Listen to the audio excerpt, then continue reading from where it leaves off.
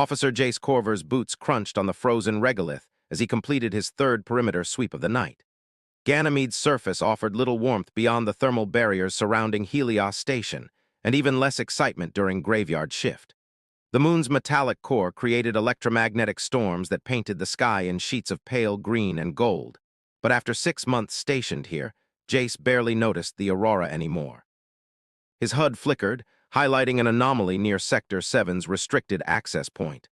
Protocol demanded immediate investigation, though Jace expected another false reading. The ion storms had been particularly fierce this cycle. He adjusted his rifle's power cell and began the trek across the barren landscape. As he approached the perimeter fence, his thermal scanner detected a single heat signature crouched beside the warning beacon. Definitely humanoid, but the readings were off, core temperature too low for standard human physiology. Jace activated his helmet's external speakers. "This is a restricted military zone. Stand with your hands visible or I will use force." The figure rose slowly, hands already extended. In the harsh glare of Jace's helmet lamp, he saw her clearly for the first time. She couldn't have been more than 25 standard years, with skin that seemed to shift between blue and silver in the changing light. Her hair moved as if suspended in water, despite the negligible atmosphere outside the station's bubble. Most striking were her eyes, completely black, like twin voids that somehow managed to convey intelligence and amusement. She wore a skin-tight suit that shimmered with technology he didn't recognize, but no environmental gear despite the deadly conditions outside the atmospheric shield. When she smiled, it wasn't the expression of someone caught committing a crime. It was satisfied, almost grateful. "Finally," she said, and her voice carried perfectly despite the thin air, resonating directly in his mind rather than through his helmet's receivers. "I was beginning to think no one would come." Jace's training kicked in, though something about her calm demeanor unsettled him. "You're trespassing on Terran colonial authority property. Any attempt to flee will be considered an act of aggression." "I have no intention of fleeing, officer." She tilted her head, reading his nameplate through his visor. "Corver, I've been waiting for you specifically." "Turn around, hands behind your head." She complied immediately, movements fluid and eerily graceful. As Jace approached with the restraint cuffs, he noticed she was humming, a melody that seemed to resonate in his chest, making his heart skip irregular beats. "What species are you?" Jace asked, snapping the cuffs closed. The metal hissed as it adapted to her wrists, but she showed no discomfort. "Karate," she replied, turning to face him with that same serene smile. "Though I suspect your database won't have much information on us, we prefer privacy." "Why were you attempting to breach Sector 7? "I wasn't attempting anything, Officer Corver. I succeeded. I needed to trigger this specific protocol to ensure proper processing." Her black eyes seemed to study him intently. "You have kind eyes. That's good. I'll need that where we're going." Jace felt his brows furrow. "Where we're going?" "To detention, of course, then to the main facility for questioning. You're taking me directly into the heart of Helios Station." Her voice carried a note of satisfaction. "Exactly where I need to be." Before he could respond, her hand brushed his wrist as he checked the restraints. The contact was brief, barely a whisper of skin against his armored glove, but it sent something like electricity through his nervous system. For an instant, he could feel her intentions, not threatening, not violent, but desperate with a kind of focused urgency. Jace jerked back. "What did you do?" "Nothing yet," Myra responded cryptically. "But you felt it, didn't you? The empathic link most humans can't." His comm unit crackled. "Corver, report status." "Suspect in custody, Sergeant. Requesting transport to main detention facility." "Copy that. Transport incoming. Keep your distance. Initial scans show she's karate." Jace glanced at the prisoner, who seemed entirely too pleased with that assessment. "You're coming quietly." "Of course, you're doing exactly what I need you to do." Her smile widened, revealing teeth that seemed to catch starlight. "Though I should warn you, Officer Corver, this mission was supposed to be simple. In and out, no complications." "And?" She looked at him with those impossibly deep eyes. "And I didn't expect to find someone worth complicating things for." As the transport lights appeared on the horizon, Jace felt the first stirring of something he couldn't quite name. This prisoner had surrendered without a fight, seemed to know more about the station than any civilian should, and somehow made him feel like he was the one being led rather than leading. The transport landed, kicking up clouds of frozen dust. As Jace guided her aboard, she leaned slightly into him, her head nearly brushing his shoulder. "What's your first name, officer?" she asked softly. "Jace." "Perfect," she murmured, settling into the restraint harness. "I'm Myra. It's nice to finally meet you." Through the transport's small window, the lights of Helios Station grew larger, its sprawling complex hidden beneath layers of ice and secrecy. Jace found himself stealing glances at his prisoner, wondering why he couldn't shake the feeling that he wasn't taking her where she needed to go. She was taking him. The transport sealed with a hiss, and they began their journey into the depths of the station. Myra hummed again, the same melody that made his pulse quicken, and smiled as if everything was going exactly according to plan. Jace adjusted his weapon and tried to ignore the way her presence seemed to warm the cold interior of the transport. He was a soldier. She was a prisoner. And the growing certainty that nothing about this was what it seemed only made the journey ahead more complicated and more dangerous than he could possibly imagine. The detention facility hummed with activity as Jace escorted Myra through the sterile corridors.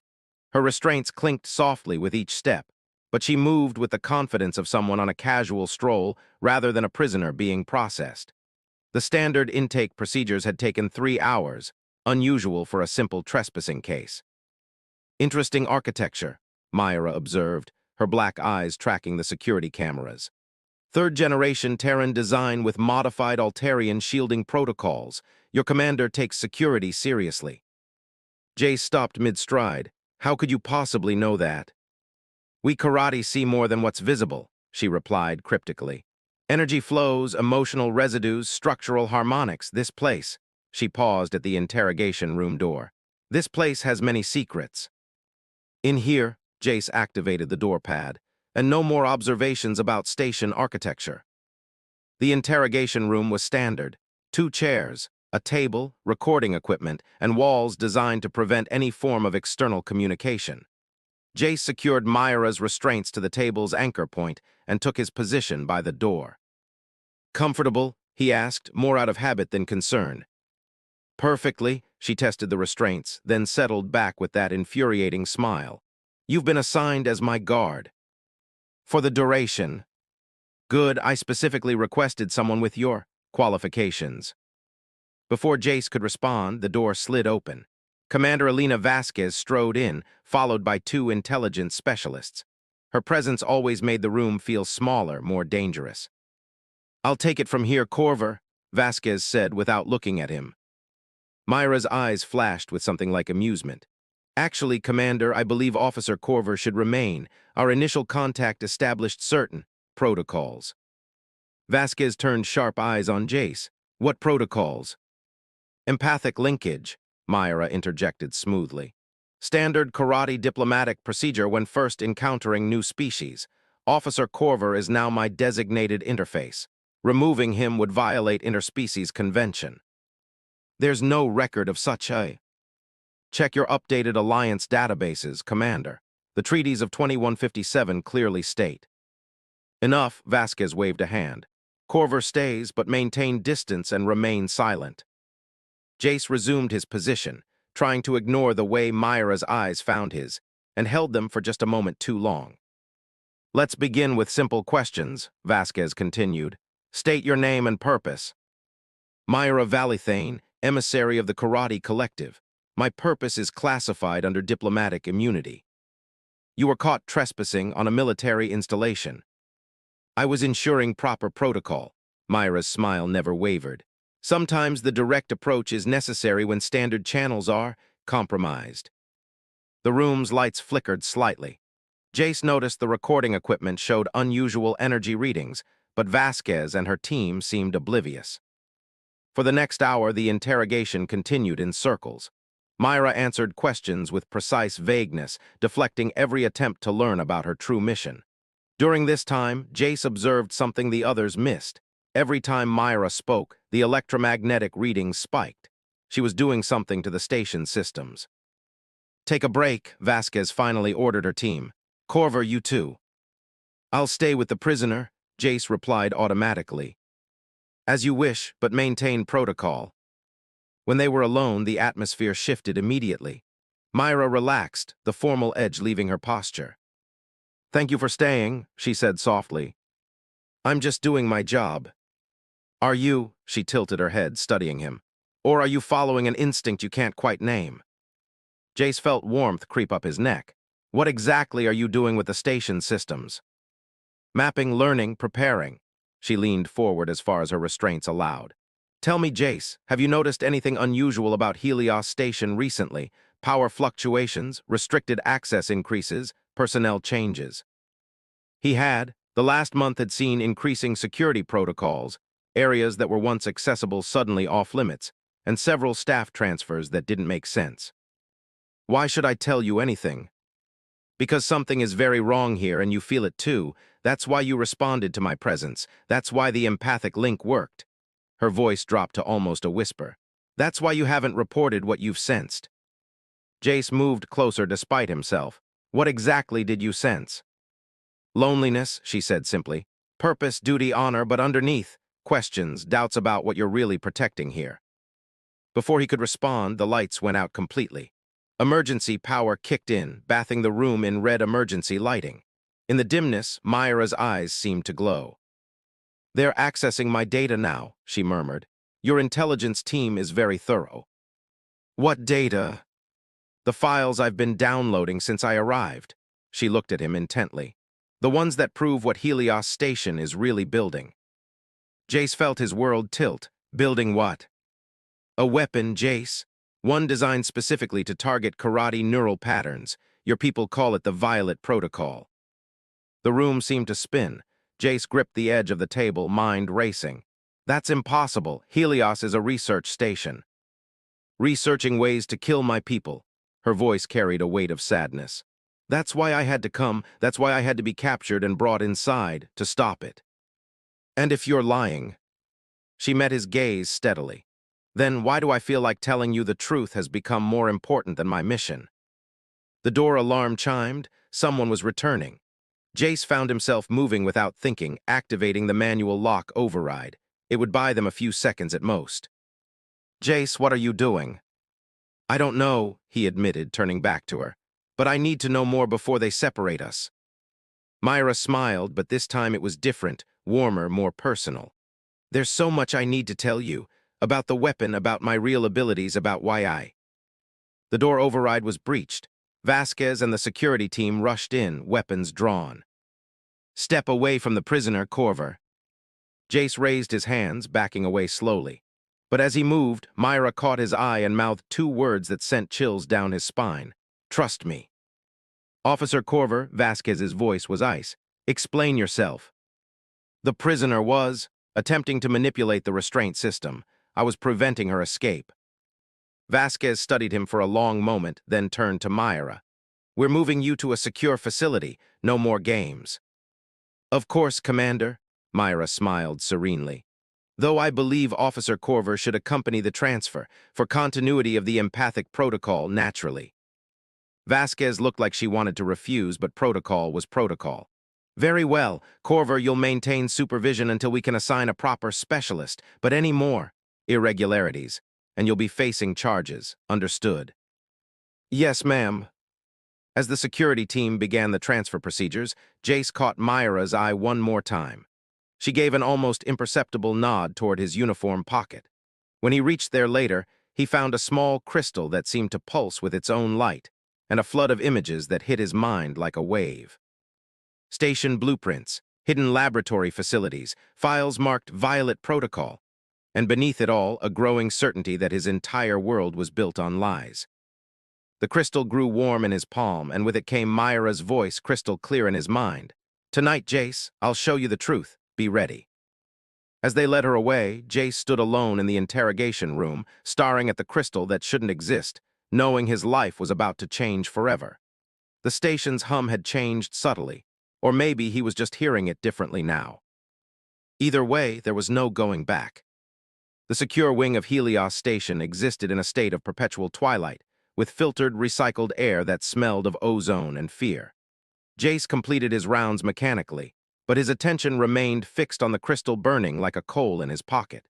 Each time he passed Myra's new cell, she met his eyes with a look that spoke volumes. At 200 hours, during the third shift's notoriously lax oversight, the crystal pulsed 3 times. Jace's signal. He approached her cell, heart thundering against his ribs. The night supervisor just went on his rounds. We have maybe 20 minutes. 15 would be safer. Myra rose from her bunk, somehow looking regal despite the shapeless prison uniform. Did you access the files? I tried. They're buried deep in the classified network, but I found something else. Jace produced a data chip from his pocket. Transfer logs. Your people aren't the only target. The Violet Protocol has multiple applications. Myra's expression darkened. Show me. Jace activated his portable terminal, projecting a holographic display between them. 3 similar testing facilities: Andromeda Station, Perseus Base, and here, each one developing variants of the same neural weapon. That's worse than I thought. She studied the data, her black eyes reflecting the blue glow. It's not just about eliminating karate, it's a prototype for targeting any species with enhanced mental capabilities. Why would we? Fear, Myra said simply. Humanity discovered it's not alone and decided the safest approach was ensuring you could destroy anyone who posed a threat. The lights dimmed suddenly, plunging them into deeper shadows. Jace tensed, hand moving to his sidearm. It's okay, Myra said softly. I've been interfering with the surveillance systems while we talked. We're unmonitored for now.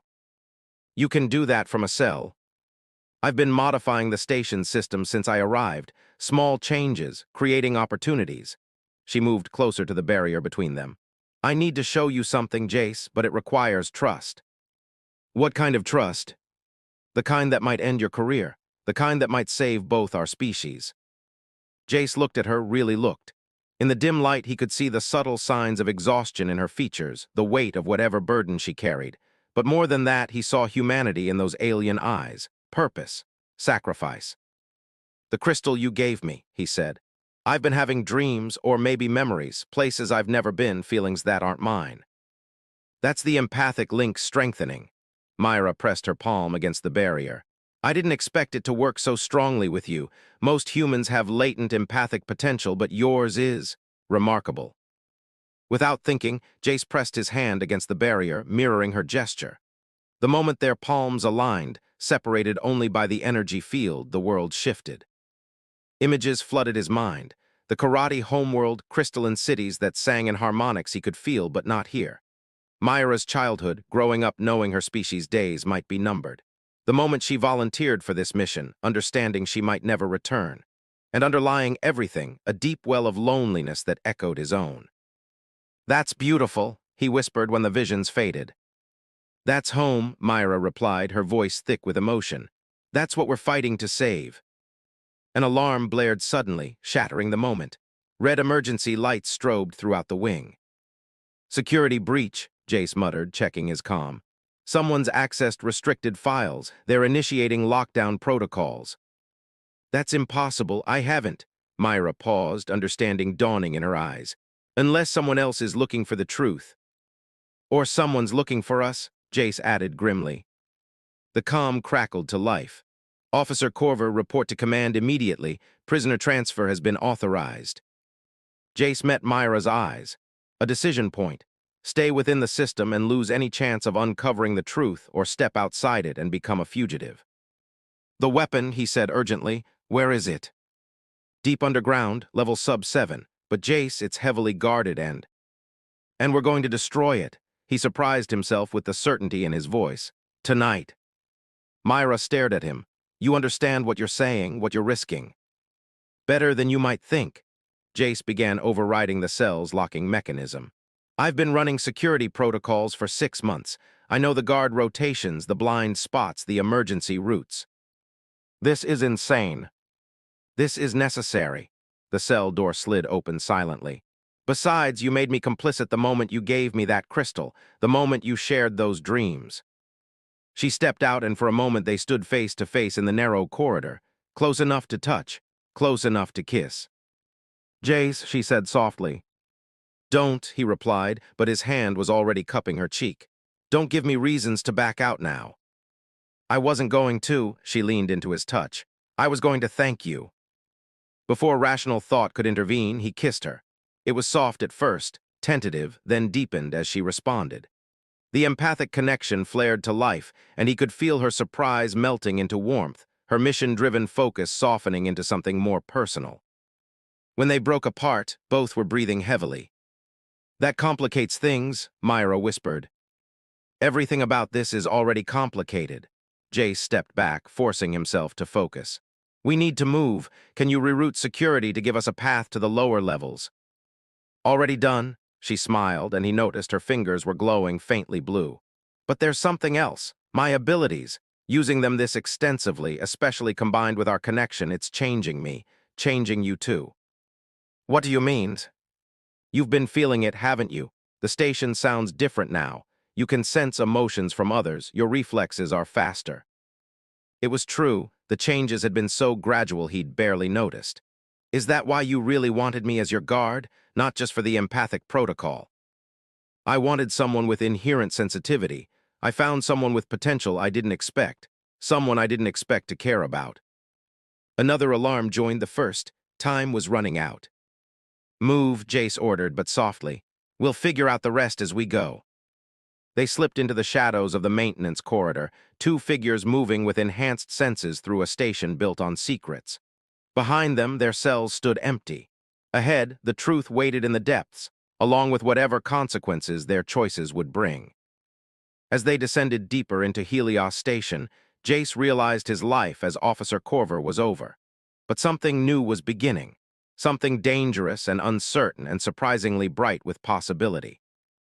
Myra's hand found his in the darkness, warm and reassuring. "Are you ready for this?" "No," Jace admitted, "but let's do it anyway." Together, they disappeared into the station's hidden depths, leaving their old lives behind them like discarded shells. The maintenance tunnels grew narrower as Jace and Myra descended deeper into Helios Station's infrastructure. Emergency lighting cast long shadows that seemed to move with purpose, and the air grew thick with humidity and the acrid scent of overloaded circuits. "Systems are showing strain," Jace observed, checking his scanner. "You've done a number on their networks." "Necessary disruption," Myra replied, but her voice carried a note of concern. "Though it's taking more effort than anticipated, the closer we get to the weapon, the more the station's defenses activate." They paused at an intersection where competing alarm tones created an almost musical cacophony. Jace consulted the station schematics he'd memorized. "We need to go left here, but," he frowned, "there's a security checkpoint about 50 meters down." "Let me scan ahead."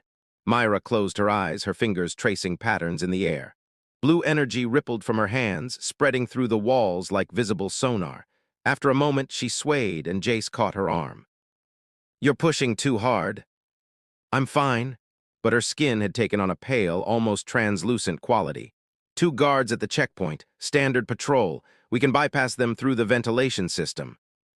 "Myra," Jace turned her to face him. "What's happening to you?" "The weapon," she admitted reluctantly. "As we approach it, the passive systems are interfering with my abilities. It's like trying to breathe underwater. Everything requires more effort." Jace studied her face, nodding the strain around her eyes. "Maybe we should."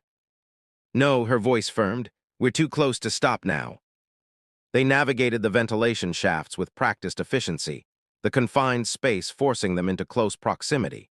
Jace was acutely aware of every brush of contact, every shared glance in the dim emergency lighting. The empathic connection hummed between them like a current, making even simple movements feel charged with significance.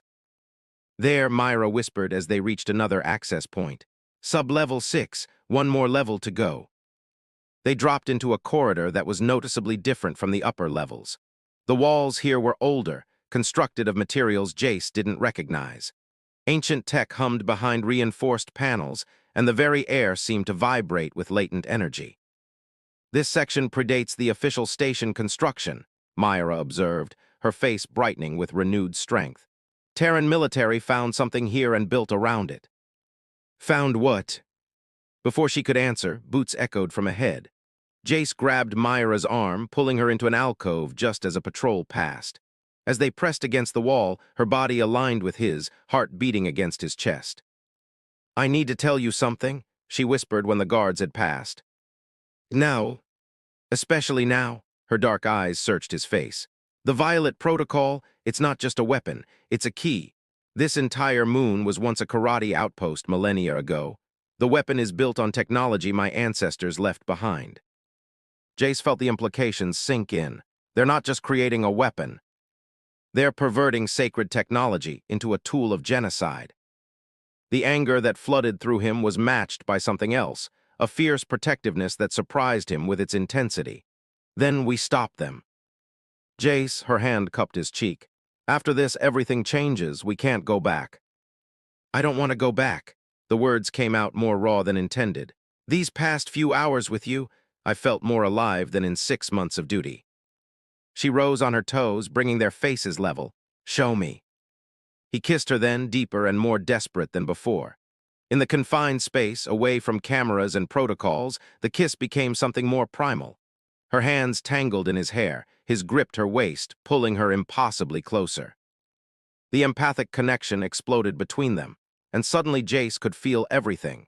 Her desire matching his, the fear she'd been hiding, the growing certainty that this mission had evolved into something neither of them had anticipated. When they broke apart, both were breathing hard. We should, Jace started. Move, yes, Myra's voice was unsteady. But later, when this is over. When this is over, he agreed. They continued deeper, the ancient architecture growing more alien with each step. Finally, they reached a massive door marked with symbols that hurt to look at directly. Sublevel 7, Myra announced. Beyond the door, a soft violet light pulsed in rhythm with some great machine. The weapon is just beyond this barrier. Jace placed his hand on the access panel, but before he could begin the override, Myra grabbed his wrist. Wait, look. She pointed to additional symbols etched into the door's frame. As Jace focused on them, they seemed to shift and rearrange themselves. It's changing, he said. Responding to us, to our connection. Myra traced the symbols with her finger.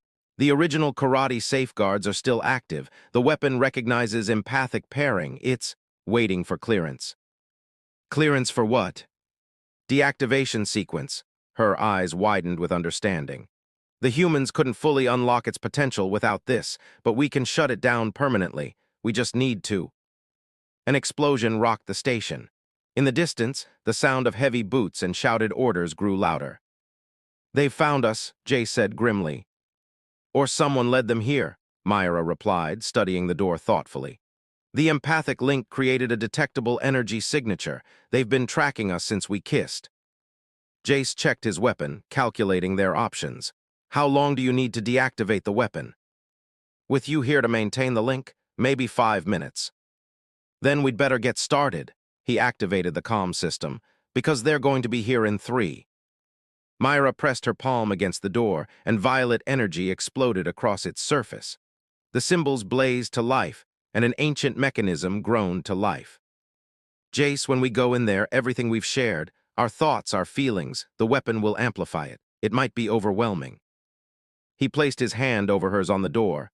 I trust you, and I trust this thing between us. The door began to open, revealing a chamber that defied human engineering. At its center, the violet protocol hummed with malevolent energy, a twisted fusion of ancient karate crystals and human weapons technology. Beautiful and terrible, Myra whispered. Just like everything else worth saving, Jace replied. Together, they stepped into the chamber, unaware that Commander Vasquez was watching every move through hidden cameras, calculating the perfect moment to strike. The chamber housing the violet protocol defied comprehension. Ancient karate crystals, each the size of a human head, pulsed with violet light while human technology weaved around them like metallic vines. The weapon wasn't just a fusion of 2 technologies. It was a violation of natural order, beautiful and obscene. It's magnificent, Myra breathed, her voice carrying notes of both awe and revulsion. And completely wrong. Jace felt the weapon's presence like pressure against his mind. Through their empathic link, he sensed Myra's connection to the ancient crystals, a recognition that spoke of racial memory and ancestral pain. Touching reunion, Commander Vasquez's voice cut through the chamber's harmonics. She emerged from the shadows with a full security detail, weapons trained. I have to admit, you both exceeded expectations. Jace stepped forward, shielding Myra. Commander, you don't understand what this weapon— I understand perfectly, Corver. Vasquez's smile was cold. The Violet Protocol represents humanity's security for the next 1,000 years, the ability to neutralize any species with enhanced mental capabilities before they become a threat. Before they become a threat, Myra's voice carried dangerous undertones. My people have explored the galaxy for millennia without conquest. The only threat comes from fear, your fear. Fear keeps humanity alive, Vasquez countered. Fear and preparation. The weapon's hum intensified, responding to the elevated emotions in the chamber. Jace felt its power building like a storm about to break. The karate left this technology here for a reason, Myra said, moving toward the central crystal. As a safeguard, not a weapon, you've corrupted it. Enough, Vasquez raised her sidearm. Step away from the device, both of you. Instead, Myra pressed her hand against the crystal. The weapon's pulse quickened, and violet energy began to swirl around her like a protective aura. You can't stop this, she told Vasquez. The moment you fire, the weapon activates automatically. It'll destroy not just me, but everyone in this chamber, everyone in the station. You're bluffing. Am I? Myra's eyes began to glow with inner light. The karate built failsafes. If violated by hostile intent, the protocol reverts to its original purpose, to prevent the abuse of power. Jace felt the truth of her words through their connection. More than that, he understood what she was about to do. Myra, no. She turned to him, and in her eyes he saw love, regret, and determination. There's another way, but it requires sacrifice. What kind of sacrifice? Before she could answer, Vasquez fired. The shot went wide as the chamber's energy field distorted her aim, but the act triggered something in the weapon. Violet energy exploded outward, and the ancient crystals sang with harmonics that resonated in everyone's bones. Jace, Myra called out as security forces opened fire. Maintain the link. Whatever happens, don't let go. She plunged both hands into the crystal matrix. The weapon's energy enveloped her, and Jace felt her presence in his mind grow exponentially. Through their empathic bond, he experienced what she was doing, not destroying the weapon, but reprogramming it using the deepest levels of karate technology. The cost became immediately apparent. With each adjustment, Myra's abilities were being drawn into the weapon, feeding it the empathic signature needed to rewrite its core protocols. She was burning herself out from the inside. Myra, stop, you're killing yourself. I'm saving everyone, her voice came to him, ethereal now. But I need your strength. I need you to anchor me so I don't lose myself completely. Jace didn't hesitate. He lunged forward, grabbing her arms where they interfaced with the crystal. The moment they connected, the energy flow stabilized. But more than that, his nascent empathic abilities provided a lifeline, keeping Myra tethered to consciousness as the weapon tried to consume her. Around them, the firefight continued, but the weapons building energy-created shields that deflected most incoming fire. Vasquez shouted commands, but the sound seemed to come from very far away. Almost there, Myra's voice was fatting. Jace, I need you to know. I know, he replied fiercely. I know, and when this is over. If this is over, she corrected. The weapon, it's fighting back. I need to shock the system, overload it completely. Understanding dawned. You're creating an EMP, station-wide. Everything will go dark, life support will switch to backup, but the weapon dies, forever. And you? I don't know. The process is burning out my abilities. I might never be fully empathic again. Jace pulled her against him, even as violet energy crackled between them. Then we'll figure out how to live with that, together. She managed a smile, even as light began to fade from her eyes. Ready. Together, he confirmed. Myra channeled the last of her empathic energy into the crystal matrix. The weapon screamed, a sound felt rather than heard, and then exploded in a cascade of violet light that somehow didn't destroy, but rather transformed everything it touched. The EMP wave radiated outward, and suddenly the chamber went dark. Emergency lights flickered to life, revealing Vasquez and her team struggling with dead equipment. In the center of it all, Jace held Myra's limp form, feeling desperately for a pulse. She was alive, but changed. The empathic presence that had been so vibrant was now dimmed to barely a whisper. Her eyes, when they opened, held recognition but not the deep connection they'd shared moments before. Jace, her voice was weak but human, simply human now. I'm here. Did we? We did. He helped her sit up, checking her for injuries. Around them, the remains of the Violet Protocol had crystallized into inert matter, beautiful but powerless. Vasquez approached slowly, her weapon lowered. Status report, Corver. Jace looked up at his commander, then at Myra, then back. The weapon is destroyed, ma'am, completely neutralized. And the prisoner? She saved the station, saved all of us from that thing. Vasquez studied them both, the complex political calculations playing across her face. Finally, she nodded. The official report will state that the weapon suffered a catastrophic failure during testing. You both acted with distinction to minimize casualties. It wasn't a pardon, but it wasn't a court-martial either. Can I help you stand? Jace asked Myra. She nodded, accepting his support. As they rose together, something passed between them, not empathic, not supernatural, but decidedly human. Choice, commitment, love without enhancement. 3 months later, the modified transport Wayfarer drifted at the edge of Karate space, its cargo hold filled with diplomatic gifts and peace offerings. Jace stood at the observation window, watching distant stars turn slowly past. Nervous? Myra asked, joining him. Without her empathic abilities, she'd had to learn to read expressions again, but some things came naturally. Terrified, he admitted. I'm about to meet your people, as the human who helped save their sacred sites and participated in destroying a weapon that targeted them. Former military, no diplomatic training, what could go wrong? She slipped her arm through his. They'll love you, besides you're with me. And what am I to you exactly? She turned to face him fully, her dark eyes warm with very human affection. My partner, my anchor, the man who jumped into the unknown with me. Your husband as of yesterday, Jace added with a grin. That too, she stood on her toes to kiss him. Without empathic enhancement, the kiss was simpler, but no less meaningful. Ready to start our new life? Jace looked out at the alien stars, then back at the woman who had saved him as much as he'd saved her. Let's go home.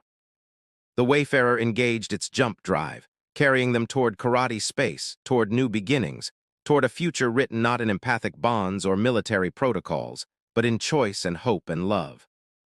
In the depths of space, the remnants of Helios Station continued their silent orbit around Ganymede, empty now except for automated systems and the crystallized remains of a weapon that would never again threaten anyone.